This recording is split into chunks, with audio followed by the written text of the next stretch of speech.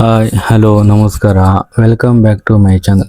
ಇವತ್ತೇನಪ್ಪ ಅಂದರೆ civil police constable apply ಮಾಡುವಾಗ ಇಲ್ಲ CRA DRA police constable apply ಮಾಡುವಾಗ ತುಂಬ ಜನರಿಗೆ ಡೌಟ್ಗಳು ಬರ್ತಾ ಇದ್ದಾವೆ. ಓಕೆನಾ, ಏನಪ್ಪ ಅಂದರೆ ಅಪ್ಲಿಕೇಶನ್ ಸಬ್ಮಿಟ್ ಮಾಡಾದ್ಮೇಲೆ ಅದು ಸಿಗ್ನೇಚರ್ ತೋರಿಸ್ತಾ ಇಲ್ಲ, ಫೋಟೋಸ್ ತೋರಿಸ್ತಾ ಇಲ್ಲ ಅಪ್ಲಿಕೇಶನ್ ಸಬ್ಮಿಟ್ ಮಾಡಾದ್ಮೇಲೆ ಅವ್ರ ಅಪ್ಲಿಕೇಶನ್ ಐ ಡಿ ಕೂಡ ಮೊಬೈಲ್ ನಂಬರ್ಗೆ ಮತ್ತೆ ಏನಪ್ಪ ಅಂದರೆ ಮೇಲೆಗೆ ಬರ್ತಾ ಇಲ್ಲ. ಓಕೆನಾ, ಹಾಗಾಗಿ ಇವರಲ್ಲಿ ಅದ್ರ ಬಗ್ಗೆ ಎಲ್ಲ ಡೌಟ್ಗಳನ್ನು ಇವತ್ತು ಕ್ಲಿಯರ್ ಮಾಡ್ತಾ ಇದ್ದೀನಿ. ಓಕೆ, ಹಾಗೆ ಇನ್ನೂ ನನ್ನ ಚಾನಲ್ ಸಬ್ಸ್ಕ್ರೈಬ್ ಮಾಡಿಲ್ಲ, ಈ ಕೂಡ ಸಬ್ಸ್ಕ್ರೈಬ್ ಮಾಡ್ಕೊಳ್ಳಿ, ಲೈಕ್ ಮಾಡಿ, ಕಮೆಂಟ್ ಮಾಡಿ, ಹಾಗೆ ಶೇರ್ ಮಾಡ್ತಾ ಹೋಗಿ. ಓಕೆ, ಮೊದಲನೇ ಬಂದ್ಬಿಟ್ಟು ಏನಪ್ಪ ಅಂದರೆ ಆನ್ಲೈನ್ನಲ್ಲಿ ಅರ್ಜಿ ತಾಂತ್ರಿಕ ಸಮಸ್ಯೆಗಳು ಮತ್ತು ಸಂಭಾವ್ಯ ಪರಿಹಾರಗಳನ್ನು ಇಲ್ಲಿ ನಾನು ನೋಡ್ತಾ ಹೋಗೋಣ.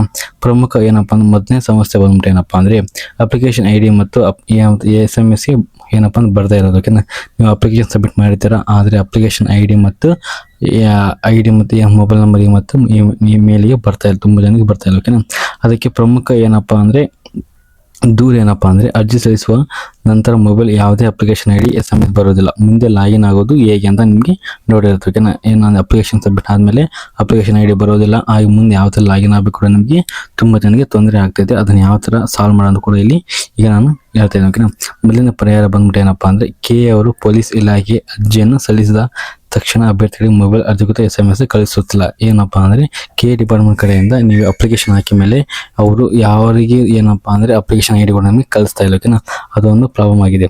ನೆಕ್ಸ್ಟ್ ಬಂದ್ಬಿಟ್ಟು ಪರಿಹಾರ ಏನಪ್ಪ ಅಂದರೆ ಅರ್ಜಿ ಸಬ್ಮಿಟ್ ಆದ ತಕ್ಷಣ ಸ್ಕ್ರೀನ್ ಮೇಲೆ ಬರುವ ಅಪ್ಲಿಕೇಶನ್ ID ಕಡ್ಡಾಯ ಏನಪ್ಪ ಅಂದರೆ ನೀವು ನೋಟ್ ಮಾಡ್ಕೋಬೇಕು. ಈಗ ಅಪ್ಲಿಕೇಶನ್ ID ಯಾರಿಗೆ ಬರ್ತಾ ಇಲ್ವ ಕಾರಣ ನೀವು ಅಪ್ಲಿಕೇಶನ್ ಸಬ್ಮಿಟ್ ಆದಮೇಲೆ ನಿಮಗೆ ಸ್ಕ್ರೀನ್ ಮೇಲೆ ಅಪ್ಲಿಕೇಶನ್ ID ಶೋ ಆಗುತ್ತೆ. ಓಕೆನಾ, ಅದನ್ನು ಇನ್ನು ಸ್ಕ್ರೀನ್ ಶಾಟ್ ತಗೋಬೇಕು, ಇಲ್ಲ ಅಂದರೆ ನೀವು ಅಪ್ಲಿಕೇಶನ್ ಐಡಿನ ನೋಟ್ ಮಾಡ್ಕೊಂಡು ಇಟ್ಕೋಬೇಕು. ಇದು ಒಂದು ಪರಿಹಾರ ಇರುತ್ತೆ. ನೆಕ್ಸ್ಟ್ ಏನಪ್ಪ ಅಂದರೆ ಥರ್ಡ್ ಒಂದು ಬಂದ್ಬಿಟ್ಟು ಒಂದು ವೇಳೆ ಅಪ್ಲಿಕೇಶನ್ ID ಬರದೇ ಏನಪ್ಪ ಅಂದರೆ ಮರ್ತಿದ್ದಾರೆ, ನೀವು ಅಪ್ಲಿಕೇಶನ್ ID ನೋಟ್ ಮಾಡ್ಕೊಂಡು ಮರ್ತೋಗಿದ್ರೆ ಏನಪ್ಪ ಅಂದರೆ ವೆಬ್ಸೈಟ್ ಮುಂದಿನ ಪಡೋದಿಲ್ಲ. ಅಂದರೆ ಸ್ಟೆಪ್ 6 ಒಳಗೆ ಏನಪ್ಪ ಅಂದರೆ ಫೈಂಡ್ ಅಪ್ಲಿಕೇಶನ್ ID ಅಂತ ಏನೊಂದು ಆಪ್ಷನ್ ಕಾಣ್ತಾ ಇದೆ. ಓಕೆ, ಅಲ್ಲಿ ನೀವು ಅದನ್ನು ಕ್ಲಿಕ್ ಮಾಡಿಕೊಂಡು ನಿಮ್ಮ ಹೆಸರು, ಜನ್ಮ ದಿನಾಂಕ ಮತ್ತು SSLC ರಿಜಿಸ್ಟ್ರೇಷನ್ ನಂಬರ್ ಹಾಕೊಂಡು ಏನಪ್ಪ ಹಾಕಿದ ಮೇಲೆ ನಿಮಗೆ ಅಪ್ಲಿಕೇಶನ್ ID ಕೂಡ ಬರ್ತೈತಿ. ಅದು ಇವಾಗ ಏನಪ್ಪ ಅಂದರೆ ಅಪ್ಲಿಕೇಶನ್ ID ಇವಾಗ ಅಪ್ಡೇಟ್ ಮಾಡಿದರೆ, ಸ್ಟಾರ್ಟಿಂಗ್ ಅಪ್ಲಿಕೇಶನ್ ಹಾಕುವಾಗ ಇದನ್ನ ಯಾವುದೂ ಅಪ್ಡೇಟ್ ಮಾಡಿದಿಲ್ಲ, ಹಾಗಾಗಿ ತುಂಬ ಜನಕ್ಕೆ ಪ್ರಾಬ್ಲಮ್ ಆಗ್ತಾ ಇತ್ತು. ಅದಕ್ಕೆ ನೀವೇನು ಅಪ್ಲಿಕೇಶನ್ ಹಾಕುವಾಗ ಅಪ್ಲಿಕೇಶನ್ ಬಂದ ತಕ್ಷಣ ನೀವು ಸ್ಕ್ರೀನ್ ಶಾಟ್ ತಗೋಬೇಕು, ಇದನ್ನು ನೋಟ್ ಮಾಡ್ಕೊಂಡು ಇಟ್ಕೋಬೇಕು.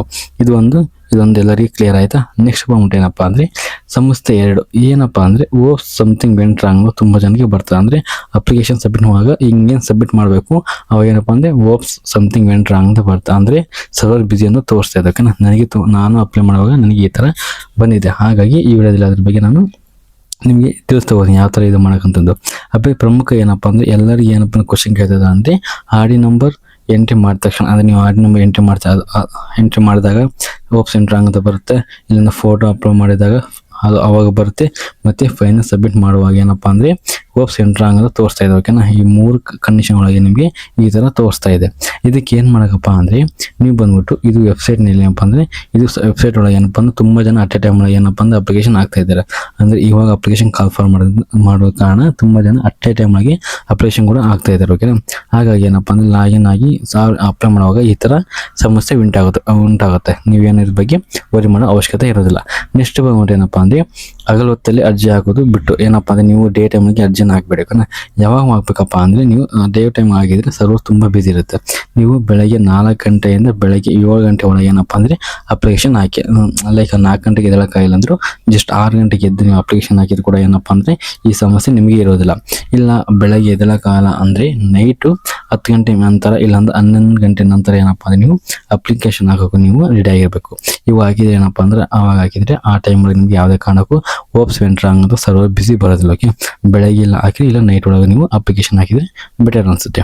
ನೆಕ್ಸ್ಟ್ ಬಂದ್ಬಿಟ್ಟು ಏನಪ್ಪ ಇದು ಆಗಿಲ್ಲಪ್ಪ ಅಂದರೆ ನೆಕ್ಸ್ಟು ಕ್ರೋಮ್ ಬ್ರೌಸರ್ ಹಿಸ್ಟ್ರಿ ಒಳಗೆ ಹೋಗಿ ಏನಪ್ಪ ಅಂದರೆ ಇಲ್ಲ ಕಂಪ್ಲೀಟಾಗಿ ಕಂಪ್ಲೀಟ್ ಹಿಸ್ಟ್ರಿನ ಕ್ಲಿಯರ್ ಮಾಡಿ, ಆಮೇಲೆ ಗೂಗಲ್ ಕ್ರೋಮ್ ಓಪನ್ ಮಾಡಿ, ಅಲ್ಲಿ ಇಂಗ್ಲೀಷ್ 3 ಅಂತ ಇರುತ್ತೆ. ಓಕೆನಾ, ಆಲ್ಮೋಸ್ಟ್ ಎಲ್ಲ ಗೊತ್ತಿರುತ್ತೆ, ಅದನ್ನ ಅದ್ರೊಳಗೆ ಹೋಗಿ ನೀವು ಅಪ್ಲೈ ಮಾಡ್ಬೋದು. ಓಕೆನಾ, ಕ್ರೋಮ್ ಒಳಗೆ ಈ ಥರ ಅದೇ ಥರ ಮತ್ತೆ ಎಂಟ್ರಿ ಅಂತ ಬಂದಂದ್ರೆ ನೀವು ಕ್ರೋಮ್ ಒಳಗೆ ಹೋಗಿ ಇಂಕಾಗ್ನಿಟ್ ಮೋಡ್ ಒಳಗೆ ಹೋಗಿ ನೀವು ಅಪ್ಲೈನ ಮಾಡ್ಬೋದು. ಇದು ಈ ಥರ ಏನಪ್ಪ ಅಂದ್ರೆ ಸರ್ವರ್ ಬಿಸಿ ಬಂದರೆ ಈ ಥರ ನೀವು ಅಪ್ಲೈ ಮಾಡೋಕ್ಕೆ ಹೋಗ್ಬೇಕು. ಇದಿಷ್ಟು ಸೆಕೆಂಡ್ ಸಮಸ್ಯೆ ಕ್ಲಿಯರ್ ಆಯಿತು. ನೆಕ್ಸ್ಟ್ ಬಂದ್ಬಿಟ್ಟು ಏನಪ್ಪ ಅಂದರೆ ಥರ್ಡ್ ಏನಪ್ಪ ಅಂದರೆ ಎಡಿಟ್ ಮತ್ತು ತಪ್ಪು ಮಾಹಿತಿ ತಿದ್ದುಪಡಿ. ಅಂದರೆ ಅಪ್ಲಿಕೇಶನ್ ಆಗಿದಾಗ ಎಡಿಟ್ ಆಪ್ಷನು ಬಿಟ್ಟಿದ್ದಾರೆ ಇಲ್ಲ ಅಂತ ತುಂಬ ಜನ ಅವ್ರು ನಿಮಗೆ ಡೌಟ್ ಇರುತ್ತೆ. ಓಕೆನಾ, ಈಗ ತುಂಬ ಜನ ಬೇರೆ ಬೇರೆ ಅಪ್ಲಿಕೇಶನ್ ಆಗುವಾಗ ನಿಮಗೆ ನೆಕ್ಸ್ಟ್ ಡೇಟ್ ಕೊಡ್ತಿದ್ರು. ಅಪ್ಲಿಕೇಶನ್ ಆಗಿದಾಗ ಇಷ್ಟು ಈ ದಿನದೊಳಗೆ ನೀವು ಅಪ್ಲಿಕೇಶನ್ ರಾಂಗ್ ಹಾಕಿದರೆ ನೀವು ವೇಟ್ ಮಾಡೋ ಆಪ್ಷನ್ ಕೊಡ್ತಿದ್ರು. ಬಟ್ ಕೇವಲ ಯಾವುದೇ ಕಾರಣಕ್ಕೂ ಅವರು 8 ಆಪ್ಷನ್ ಕೂಡ ಕೊಟ್ಟಿಲ್ಲ. ಇದಕ್ಕೆ ನೀವು ಏನು ಮಾಡಬೇಕಪ್ಪ ಅಂದರೆ, ತುಂಬ ಜನ ಕ್ವಶನ್ ಏನು ಕೇಳ್ತಾರೆ ಅಂದರೆ, ಅರ್ಜಿಯ ಹೆಸರು, ಜಿಲ್ಲೆ ಮತ್ತು ಇತರ ಏನಪ್ಪ ಅಂದರೆ ತಪ್ಪಾಗಿ ಎಂಟ್ರಿ ಮಾಡಿರ್ತಾರೆ. ಅದನ್ನ ಎಡಿಟ್ ಮಾಡೋದು ಆಪ್ಷನ್ ಮಾಹಿತಿ ಇದೆಯಾ ಇಲ್ಲ ಅಂತ ನಿಮಗೆ ತುಂಬ ಜನಕ್ಕೆ ಕನ್ಫ್ಯೂಸ್ ಇರುತ್ತೆ. ಈ ತಪ್ಪು ಮಾಹಿತಿಯಿಂದ ಏನಪ್ಪ ಅಂದರೆ ಅರ್ಜಿಯನ್ನು ರಿಜೆಕ್ಟ್ ಆಗುತ್ತದೆ ಇಲ್ಲ ಅಂತ ನಿಮ್ಗೆ ಕೂಡ ಕನ್ಫ್ಯೂಸ್ ಇರುತ್ತೆ. ಇದಕ್ಕೆ ಪರಿಹಾರ ಏನಪ್ಪ ಅಂದರೆ, ಮೊದಲನೇ ಬಂದ್ಬಿಟ್ಟು ಏನಂತ ನೋಡೋದಾದ್ರೆ, ಸರದಿ ನಿಯಮ ಪ್ರಕಾರ ಅರ್ಜಿ ಒಮ್ಮೆ ಸಬ್ಮಿಟ್ ಮಾಡಿದ ನಂತರ ಯಾವುದೇ ಎಡಿಟ್ ಆಪ್ಷನ್ಗಳು ಇರೋದಿಲ್ಲ. ಏನಪ್ಪ ಅಂದರೆ, ನೀವು ಅಪ್ಲಿಕೇಶನ್ ಸಬ್ಮಿಟ್ ಆದಮೇಲೆ ಇದೇನಪ್ಪ ಅಂದರೆ ಮತ್ತೆ ನಿಮಗೆ ಎಡಿಟ್ ಆಪ್ಷನ್ಗಳು ಕೊಡೋದಿಲ್ಲ ಅಂತ ಅವರು ಆಲ್ರೆಡಿ ತಿಳಿಸಿದ್ದಾರೆ. ಓಕೆ, ಎರಡನೇ ಬಂದ್ಬಿಟ್ಟು ಏನಪ್ಪ ಅಂದರೆ, ಅರ್ಜಿ ಸಲ್ಲಿಸಿಯ ಕೊನೆಯ ದಿನಾಂಕ ಮುಗಿದ ನಂತರ ಕೆಇ ಅವರು ಇಲಾಖೆ 2-3 ದಿನ ಕಾಲ ಕರೆಕ್ಷನ್ ವಿಂಡೋ ನೀಡೋ ಸಾಧ್ಯತೆ ಇದೆ. ಅಲ್ಲಿವರೆಗೆ ವೇಟ್ ಮಾಡಬೇಕು. ನಿಮ್ಗೆ ಆಲ್ರೆಡಿ ಹೇಳ್ದಾಗೆ ತುಂಬ ಜನ ಕಮೆಂಟ್ಗೆ ರಿಪ್ಲೈ ಕೊಟ್ಟಿದ್ದೀನಿ, 8 ಆಪ್ಷನ್ ಬಿಡ್ತಾರೆ. ಬಟ್ ಯಾವಾಗಪ್ಪ ಅಂದರೆ ಅಪ್ಲಿಕೇಶನ್ ಎಂಡ್ ಆದಮೇಲೆ ನಿಮಗೆ ಪಕ್ಕ 1 ದಿನ 2 ದಿನ ಕರೆಕ್ಷನ್ ವಿಂಡೋ ಓಪನ್ ಮಾಡಿದ್ರೆ ಅವಾಗ ನೀವು ಇಷ್ಟೊಂದು ಪೇ ಮಾಡಿ ನೀವು ಕರೆಕ್ಷನ್ ವಿಂಡೋ ಒಳಗೆ ನಿಮ್ದು ಅರ್ಜಿನ ಏನಪ್ಪ ಎಡಿಟ್ ಮಾಡೋಕೆ ಆಪ್ಷನ್ ಇರುತ್ತೆ. ನೀವು ಅದನ್ನ ಎಡಿಟ್ ಮಾಡ್ಕೋಬೇಕು. ಓಕೆನಾ, ಇದು ಕಂಪಲ್ಸರಿ ಬಿಟ್ಟೇ ಬಿಡುತ್ತೆ. ಇದ್ರ ಬಗ್ಗೆ ನೀವು ಡೋಂಟ್ ವರಿ, ಏನಪ್ಪ ಅಂದರೆ ತುಂಬ ವರಿ ಮಾಡೋ ಅವಶ್ಯಕತೆ ಇರೋದಿಲ್ಲ. ನೆಕ್ಸ್ಟ್ ಬಂದ್ಬಿಟ್ಟು ಏನಪ್ಪ ಅಂದರೆ, ಇದೊಂದು ಸಣ್ಣ ಮಟ್ಟದ ತಪ್ಪುಗಳಿಗೆ ಅಂದರೆ ಜಿಲ್ಲೆ ಬದಲಾವಣೆ, ಫೋಟೋ ಕಟ್ಟಿಂಗ್ ತಪ್ಪು ಆಗಿದ್ರೆ, ನಂತರ ದಾಖಲೆ ಪರಿಶೀಲಿಸುವ ವೇಳೆ ಏನಪ್ಪ ಸಮಸ್ಯೆ ಸರಿಪಡಿಸೋ ಅವಕಾಶ ಇರಬಹುದು. ಅಂದರೆ ನೀವೇನಪ್ಪ ಅಂದರೆ ನಿಮ್ಮ ಫೋಟೋ ಏನಾದ್ರು ಅಪ್ಲೋಡ್ ಮಾಡಿದಾಗ, ರಾಂಗ್ ಡಿಸ್ಟ್ರಿಕ್ಟ್ ಸೆಲೆಕ್ಟ್ ಮಾಡಿದಾಗ, ತಾಲೂಕು ಸೆಲೆಕ್ಟ್ ಮಾಡಿದಾಗ ಏನಪ್ಪ ಅಂದರೆ ಡಾಕ್ಯುಮೆಂಟ್ ವೆರಿಫಿಕೇಷನ್ ಒಳಗೆ ಇನ್ನೂ ಆರಾಮಾಗಿ ಈಸಿಯಾಗಿ ಸಾಲ್ವ್ ಮಾಡ್ತಾರೆ. ಅಷ್ಟೇನಿದು ದೊಡ್ಡ ಪ್ರಾಬ್ಲಮ್ಗಳು ಆಗೋದಿಲ್ಲ. ಅದಾದ ಏನಪ್ಪ ಜನ್ಮದ ಏನಪ್ಪ ಡೇಟ್ ಆಫ್ ಬರ್ತ್ ತಪ್ಪಾಗಿ ಹಾಕಿರೋದು ಏನಪ್ಪ ಅಂದರೆ ಅರ್ಜಿ ಸೇರಿಸೋ ಸಾಧ್ಯತೆ ಇದೆ ಅಂತ ನಾವು ಇಲ್ಲಿ ನೋಡ್ತಾ ಇರ್ಬೋದು. ಓಕೆನಾ, ಹಾಗಾಗಿ ನೀವು ಅಪ್ಲಿಕೇಶನ್ ಹಾಕುವಾಗ ನಿಮ್ದು SSLC ಮಾರ್ಕ್ಸ್ಗಳು ಯಾವ ಥರ ಡೇಟಾ ಬರುತ್ತೆ ಅದನ್ನ ಕರೆಕ್ಟಾಗಿ ಎಂಟ್ರಿ ಮಾಡಬೇಕು. ಓಕೆನಾ, ಇದು ಬಂದ್ಬಿಟ್ಟು ಏನಪ್ಪ ಥರ್ಡು ಕ್ವಶನ್ಗೆ ಆನ್ಸರ್ ಸಿಕ್ತು. ನೆಕ್ಸ್ಟ್ ಬಂದ್ಬಿಟ್ಟು ಏನಪ್ಪ ಅಂದರೆ, ಇಲ್ಲೇನಪ್ಪ ಅಂದರೆ ಜಾತಿ ಆದಾಯ ಪ್ರಮಾಣ ಪತ್ರ ಆಡಿ ನಂಬರ್ ಗೊಂದಲ ಕಮೆಂಟ್. ಏನಪ್ಪ ಅಂದರೆ ಕೆಲವರಿಗೆ ಜಾತಿ ಪ್ರಮಾಣ ಅಂದರೆ ಕ್ಯಾಸ್ಟ್ ಇನ್ಕಮ್ನ ಆಡಿ ನಂಬರ್ ಹಾಕ್ತಾರೆ, ಅಂದರೆ ನೇಮ್ ಚೇಂಜ್ ಆಗಿದೆ. ನೇಮ್ ಅಂದರೆ SSLC ಮಾರ್ಕ್ಗಳು ಅಂತ ನೇಮ್ ಇರುತ್ತೆ, ಆಡಿ ನಂಬರ್ ಒಳಗೆ ಏನಪ್ಪ ಅಂದರೆ ನೇಮ್ ಅಂತ ಇರುತ್ತೆ. ಅದು ಕೂಡ ತುಂಬ ಜನರಿಗೆ ಸಮಸ್ಯೆ ಆಗುತ್ತೆ. ಅದಕ್ಕೆ ತುಂಬ ಜನ ಕ್ವಶನ್ ಏನು ಕೇಳ್ತಿದ್ದಾರೆ ಅಂದ್ರಪ್ಪ ಅಂದರೆ, ಇಂಗ್ಲೀಷ್ ಪ್ರಮಾಣ ಪತ್ರ ಎಂಟ್ರಿ ಮಾಡಬೇಕಾ ಇಲ್ಲ ಆಡಿ ನಂಬರ್ ಎಂಟ್ರಿ ಮಾಡಬೇಕಾ ಇಲ್ಲ ಹೆಸರು ಮಿಸ್ ಮ್ಯಾಚ್ ಆದರೆ ಏನು ಮಾಡಬೇಕು ಅಂತ ಇಲ್ಲಿ ತುಂಬ ಜನ ಕೇಳ್ತಾ ಇದ್ದಾರೆ. ಕೆಲವೊಬ್ಬರ ಹತ್ರ ಏನಪ್ಪ ಅಂದರೆ ಇಂಗ್ಲೀಷ್ ಆಡಿ ನಂಬರ್ ಇರುತ್ತೆ, ಕೆಲವೊಬ್ಬರು ಕನ್ನಡ ಇರುತ್ತೆ, ಕೆಲವೊಬ್ರದ್ದು ಏನಪ್ಪ ಅಂದರೆ ಹಳೆ ಆಡಿ ನಂಬರ್ ಕೂಡ ಇರುತ್ತೆ. ಅದನ್ನ ಹಾಕಿದರೆ ಹೆಸರು ಮಿಸ್ ಮ್ಯಾಚ್ ಆಗುತ್ತೆ. ಅವಾಗ ಏನು ಮಾಡಬೇಕು ಕೇಳಿದ್ದಾರೆ. ಓಕೆ, ಅದಕ್ಕೆ ಆನ್ಸರ್ ಏನಪ್ಪ ಅಂದರೆ, ಹೊಸ ಏನಪ್ಪ ಅಂದರೆ TPI ವೇಳೆ ಅಂದರೆ ಈಗ SC ಅಭ್ಯರ್ಥಿಗಳಿಗೆ ಏನಪ್ಪ ಅಂದರೆ ಈಗ TPI ವೇಳೆ ಅಂತಂದು ಅದನ್ನ ಈಗ ಏನಪ್ಪ ಡಿವೈಡ್ ಮಾಡಿದ್ದಾರೆ. ಓಕೆನಾ, ಪ್ರವಾಗ ABC ಅಂತ ಏನಪ್ಪ ಜಾರಿಗೊಳಿಸಿದ್ದಾರೆ. ಹಳೆಯ ಕ್ಯಾಸ್ಟ್ ಸರ್ಟಿಫಿಕೇಟ್ ಅಥವಾ ಆಧಾರದ ಮಾನ್ಯ ಆಗೋದಿಲ್ಲ. ಅಂದರೆ ನಿಮ್ಮದು ಹಳೆಯ ಕ್ಯಾಸ್ಟ್ ಸರ್ಟಿಫಿಕೇಟ್ ಐತಲ್ಲ ಅದು ಏನಪ್ಪ ಅಂದರೆ ವ್ಯಾಲಿಡ್ ಇರೋದಿಲ್ಲ. ನೀವು ಹೊಸ ಏನಪ್ಪ ಅಂದರೆ ನಾಳೆ ಕಚೇರಿಗೆ ಹೋಗಿ ನೀವು ಹೊಸ ಆಡಿ ಸಂಖ್ಯೆಯನ್ನು ಪಡೆದುಕೊಳ್ಳಬೇಕು. ಇಲ್ಲಪ್ಪ ಅಂದರೆ ನೀವು ಆನ್ಲೈನಲ್ಲಿ ಆಡಿ ಸಂಖ್ಯೆಯನ್ನು ಪಡೆದುಕೊಳ್ಳಲು ನೀವು ಅರ್ಜಿನ ಕೂಡ ಹಾಕ್ಕೊಂಡು ಅದೊಂದು 2-3 ಡೇಸ್ ಆದಮೇಲೆ ಏನಪ್ಪ ಅಂದರೆ ಅಪ್ಲಿಕೇಶನ್ ಫಾರ್ಮ್ ಹಾಕಿದರೆ ಬೆಟರ್ ಅನಿಸುತ್ತೆ. ಬಟ್ ಏನಪ್ಪ ಅಂದರೆ ಹಳೆಯ ಆಡಿ ನಂಬರ್ ಇರೋದು ನಿಮ್ಗೆ ವ್ಯಾಲಿಡ್ ಆಗೋದಿಲ್ಲ. ಓಕೆನಾ, ಇದು ಬಂದ್ಬಿಟ್ಟು ಏನಪ್ಪ ಅಂದರೆ ಕ್ಯಾಸ್ಟಿಂಗ್ ಬಗ್ಗೆ ಆಯಿತು. ನೆಕ್ಸ್ಟ್ ಬಂದ್ಬಿಟ್ಟು ಏನಪ್ಪ ಅಂದರೆ ಹೆಸರು ಮಿಸ್ ಮ್ಯಾಚ್ ಆಗುತ್ತೆ. ಈಗ SSLC ಮಾರ್ಕ್ಸ್ಗಳು ಒಂದಿರುತ್ತೆ, ಆಡಿ ನಂಬರ್ ಸರ್ಟಿಫಿಕೇಟ್ ಒಂದಿರುತ್ತೆ. ಕಡ್ಡಾಯ ಏನಪ್ಪ ಅಂದರೆ ಒಂದೇ ರೀತಿ ಇರಬೇಕು, ಇಲ್ಲದಿದ್ದರೆ ಯಾರು ಬರುತ್ತೆ. ಓಕೆನಾ, ಇದು ನನಗೆ ಕೂಡ ಬಂದಿದೆ. ಓಕೆನಾ, ಅಂದರೆ SSLC ಒಳಗೆ ಒಂಥರ ನೇಮ್ ಇದೆ, ಆದರೆ ಆಡಿ ನಂಬರಲ್ಲಿ ಒಂಥರ ನೇಮ್ ಇದೆ. ಬಟ್ ಅಪ್ಲಿಕೇಶನ್ ಹಾಕುವಾಗ ಇದು ಎರರ್ ಬರುತ್ತೆ. ಹೆಸರು ಮಿಸ್ ಮ್ಯಾಚ್ ಆಗೋ ಕಾರಣ ನಿಮಗೆ ಅಪ್ಲಿಕೇಶನ್ ಹಾಕುವಾಗ ನಿಮಗೆ ಎಲಿಜಿಬಲ್ ಇರೋದು ಅಂತ ಕೂಡ ಶೋ ಆಗುತ್ತೆ. ಹಾಗಾಗಿ ನೀವು ನಾಡ ಕಚೇರಿಗೆ ಹೋಗಿ ಸರ್ಟಿಫಿಕೇಟ್ ಮಾಡಿಸ್ಕೊಂಡು ನೀವು ಅಪ್ಲಿಕೇಶನ್ ಆಗಬೇಕು. ಓಕೆನಾ, ಹಾಗೆ ನೆಕ್ಸ್ಟ್ ಬಂದ್ಬಿಟ್ಟು ಏನಪ್ಪ ಅಂದರೆ ಇಂಗ್ಲೀಷ್ ಸರ್ಟಿಫಿಕೇಟಲ್ಲಿ ರಾಜ್ಯ ಸರ್ಕಾರದ ಮಾರ್ಗದರ್ಶಿಯಂತೆ ಕಡ್ಡಾಯವಾಗಿ ಕನ್ನಡ ಪ್ರಮಾಣ ಪತ್ರ ಇವುಗಳು ನಮ್ಮ ಅಂತೇಳಿ ಏನಪ್ಪ ಅಂದರೆ ನೀವು ಸೆಂಟ್ರಲ್ ಗೌರ್ಮೆಂಟ್ ಆಗೋದೇ ಇಂಗ್ಲೀಷ್ ಸರ್ಟಿಫಿಕೇಟ್ ನಡೆಯುತ್ತೆ. ಬಟ್ ನೀವು ಸ್ಟೇಟ್ ಗೌರ್ಮೆಂಟ್ಗೆ ಹಾಕುವ ಕಾರಣ ನಿಮ್ಮದು ಕ್ಯಾಸ್ಟ್ ಇನ್ಕಮ್ ಕೂಡ ಕನ್ನಡದಲ್ಲಿ ಇರಬೇಕು. ಆಗಿದ್ರೆ ಮಾತ್ರ ಏನಪ್ಪ ಅಂದರೆ ವ್ಯಾಲಿಡ್ ಆಗೋ ಚಾನ್ಸಸ್ ಜಾಸ್ತಿ ಇರುತ್ತೆ. ಓಕೆನಾ, ಹಾಗಾಗಿ ನೀವು ಯಾವುದೇ ಕಾರಣಕ್ಕೂ ಇಂಗ್ಲೀಷ್ ಸರ್ಟಿಫಿಕೇಟ್ ಆಗೋಕೆ ಹೋಗಬೇಡಿ. ಜಸ್ಟ್ ಕನ್ನಡ ಇದೆ ಅಂದರೆ ಅದನ್ನು ಆಡಿ ನಂಬರ್ನ ಇಲ್ಲಿ ಎಂಟ್ರಿ ಮಾಡ್ಕೊತ ಹೋಗಬೇಕು. ಇದು ಬಂದ್ಬಿಟ್ಟು ಏನಪ್ಪ ಅಂದರೆ 4th ಕ್ವಶನ್ಗೆ ಆನ್ಸರ್ ಕಂಪ್ಲೀಟ್ ಆಯಿತು.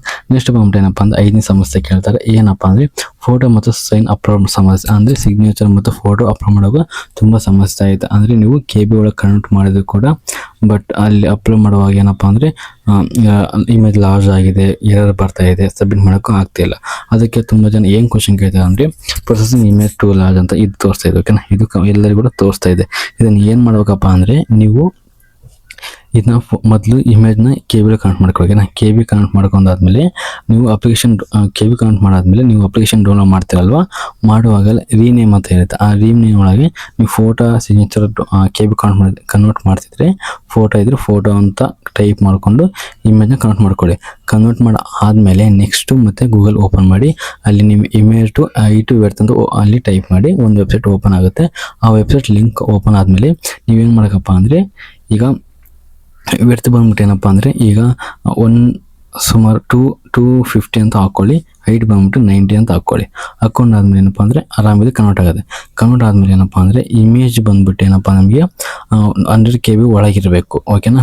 ನೆಕ್ಸ್ಟು ಇಮೇಜ್ ಸಿಗ್ನೇಚರ್ ಬಂದ್ಬಿಟ್ಟು ಏನಪ್ಪ ಅಂದರೆ 10ರಿಂದ 20K ಒಳಗಿದ್ರೆ ಆರಾಮಾಗಿ ನಿಮ್ಮದು ಫೋಟೋ ಅಪ್ಲೋಡ್ ಆಗುತ್ತೆ. ಓಕೆನಾ.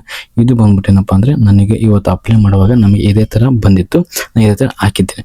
ನಿಮಗೇನಾದ್ರು ಅಪ್ಲೋಡ್ ಮಾಡೋಕ್ಕೆ ಆಗಿಲ್ಲಪ್ಪ ಅಂದರೆ ನಾನು ಸಪ್ರೇಟಾಗಿ ಕಾಂಟ್ಯಾಕ್ಟ್ ಮಾಡಿ ಯಾವ ಥರ ಅಪ್ಲೈ ಮಾಡೋಕ್ಕಪ್ಪ ನಿಮಗೆ ಕಂಪ್ಲೀಟಾಗಿ ನಿಮಗೆ ತಿಳಿಸಿ ಕೊಡುತ್ತೇನೆ. ಓಕೆನಾ.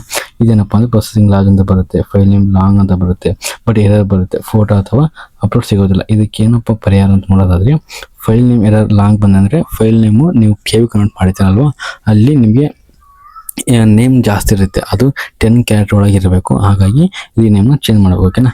ಅದಕ್ಕೆ ಕೇಬಲ್ ಡೌನ್ಲೋಡ್ ಮಾಡೋಕ್ಕನ್ನ ಅವಾಗ ನೀವು ಚೇಂಜ್ ಮಾಡ್ಕೊಂಡು ಬೆಟರ್ ಅನಿಸುತ್ತೆ. ಇದಕ್ಕೆ ಸಮಸ್ಯೆ ಪರಿಹಾರ ಏನಪ್ಪ ಅಂದರೆ ಫೈಲ್ ನೇಮ್ ಸಮಸ್ಯೆ, ಫೋಟೋ ಏನಪ್ಪ ಸಿಗ್ನೇಚರ್ ಸಮಸ್ಯೆ, ಯಾವುದೇ ಸ್ಟೆಪ್ ಅಥವಾ ಸ್ಪೆಷಲ್ ಕ್ಯಾರೆಕ್ಟರ್ ಇರಬಾರ್ದು. ಅದನ್ನು ಫೋಟೋ JPG ಫಾರ್ಮೆಟ್ ಇರೋಕ್ಕೆ ಸೈನು JPG ಫಾರ್ಮೆಟ್ ಒಳಗೆ ಇದ್ರೆ ಮಾತ್ರ ಏನಪ್ಪ ಅಂದರೆ ಅಪ್ಲೋಡ್ ಮಾಡಬೇಕು. ಆಗಿದ್ರೆ ಮಾತ್ರ ಇಲ್ಲಿ ಅಪ್ಲೋಡ್ ಆಗೋ ಜಾಸ್ತಿ ಇರುತ್ತೆ. ನೆಕ್ಸ್ಟ್ ಬಂದ್ಬಿಟ್ಟು ಏನಪ್ಪ ಅಂದರೆ ಸೈಜ್ ನಿಯಮ ಏನಪ್ಪ ಅಂದರೆ ಕಡ್ಡಾಯವಾಗಿ 100 KB ಒಳಗೆ ಇರಬೇಕು. ಇದು 100 KB ಒಳಗೆ ಕಡ್ಡಾಯ ಅಂದರೆ 100 KB ಒಳಗಿಂತ ಜಾಸ್ತಿ ಇದ್ದರೆ ಅಪ್ಲೋಡ್ ಆಗೋದಿಲ್ಲ. 100 KB ಒಳಗಿದ್ರೆ ನಿಮ್ಮದು ಫೋಟೋ ಅಪ್ಲೋಡ್ ಆಗುತ್ತೆ. KB ನಾ ಹೇಳ್ದಂಗೆ ಮಾಡಿ ಪಕ್ಕ ಅಪ್ಲೋಡ್ ಆಗುತ್ತೆ. ಏನಪ್ಪ ಅಂದರೆ 10ರಿಂದ 15ರಿಂದ ಒಳಗೆ ನೀವು KB ಕನ್ವರ್ಟ್ ಮಾಡಿದರೆ ಪಕ್ಕ ನೀವು ಸಿಗ್ನೇಚರ್ ಅಪ್ಲೋಡ್ ಆಗುತ್ತೆ. ನೀವು 100 ಒಳಗೆ KB ಕನ್ವರ್ಟ್ ಮಾಡಿದರೆ ಕೆಲವೊಬ್ರು ಅಪ್ಲೋಡ್ ಆಗೋದಿಲ್ಲ.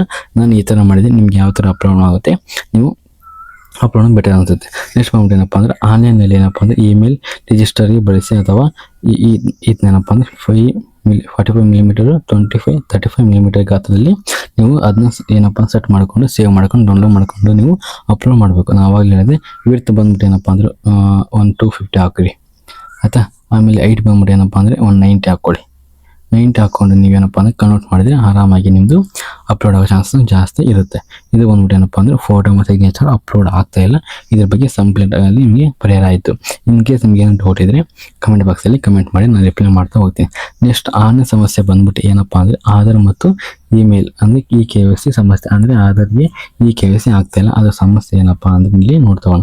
ತುಂಬ ಜನ ಕ್ವಶನ್ ಕೇಳ್ತಾರೆ ಅಂದರೆ ವಿವಿಧ ಮೊಬೈಲ್ ಹೆಸರು ಬದಲಾವಣೆ ಆಗಿರೋದ್ರಿಂದ ಆಧಾರ್ ಮ್ಯಾಚ್ ಆಗುತ್ತಿಲ್ಲ ಅಥವಾ ಮೊಬೈಲ್ OTP ಬಾರದಿರೋದು, ಇದಕ್ಕೆ ಸಮಸ್ಯೆಗಳನ್ನು ಇಲ್ಲಿ ಕೇಳ್ತಾ ಇದ್ದಾರೆ. ಇದಕ್ಕೆ ಪರಿಹಾರ ಏನಪ್ಪ ಅಂದರೆ ಪರಿಹಾರ ಬಂದ್ಬಿಟ್ಟು ಏನಪ್ಪ ಅಂದರೆ ನಿಮ್ಮ ಆಧಾರ್ ಕಾರ್ಡ್ ಏನಪ್ಪ ಅಂದರೆ ನೀವು ಆಧಾರ್ ಕಾರ್ಡ್ ಇರ್ತಲ್ಲ ಅದನ್ನು ಏನಪ್ಪ ಅಂದ್ರೆ ಮೊಬೈಲ್ ಸಂಖ್ಯೆ ಲಿಂಕ್ ಆಗಿರಬೇಕು. ಅಂದರೆ ನಿಮ್ದು ಆಧಾರ್ ಕಾರ್ಡಿಗೆ ನಿಮ್ಮ ಮೊಬೈಲ್ ಸಂಖ್ಯೆ ಕಂಪಲ್ಸರಿ ಲಿಂಕ್ ಆಗಿರಬೇಕು. ಆಗಿದ್ರೆ ಮಾತ್ರ ಏನಪ್ಪ OTP ಬರುತ್ತೆ.